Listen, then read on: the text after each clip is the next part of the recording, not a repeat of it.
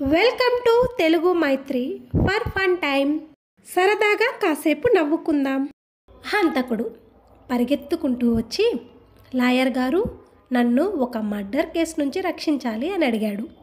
Lawyer, సరే, కానీ నా ఫీజు కొంచెం ఎక్కువ తెలుసుగా. ఇంతకీ ఎవరిని చంపావు, ఎందుకు చంపావు? హంతకుడు, డాక్టర్ని చంపాను.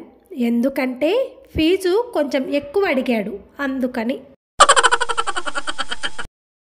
టీచర్, ఏరా బంటి, ఎందుకు క్లాస్కి లేటుగా వచ్చావు?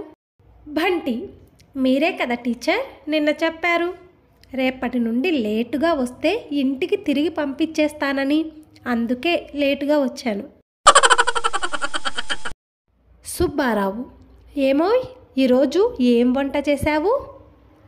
కాంతం, నేను బట్టలు ఉతుకుతున్నాను. ఒక పని చేయండి, ఇవాల్టికి నేను ఊరిలో లేననుకొని మీరే వండుకోండి. సుబ్బారావు వంటింట్లోకి వెళ్ళి వంట చేసుకొని కడుపు నిండా తిని బయటికి వచ్చాడు. కాంతం కాసేపటి తర్వాత వచ్చి, నాకు కొంచెం కూడా మిగల్చలేదేం అని అడిగింది. సుబ్బారావు, నువ్వు ఊరికెళ్ళావు కదా, అందుకే నాకొక్కడి కోసమే వండుకొని తినేశాను.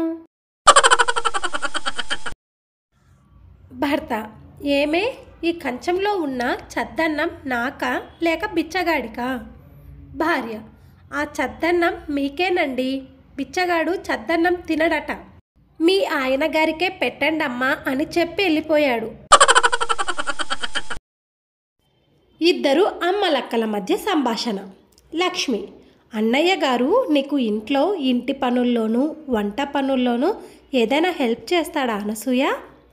అనసూయ, నా బొంద హెల్ప్, అంట్లు తోమి గిన్నెలు కడుగుతాడు, ఇండ్లు చిమ్మి బట్టలు ఉతుకుతాడు, బజారుకి వెళ్ళి కూరగాయలు సరుకులు తెచ్చి వంట చేస్తాడు, అంతే. ఆ 4 పనులు మాత్రమే చేస్తాడు, మిగిలిన బండెడు చాకరీ నేను చేసుకోవాల్సిందే. ఇలాంటి మరిన్ని ఫన్నీ వీడియోస్ కోసం please like, share and subscribe. Thank you for watching.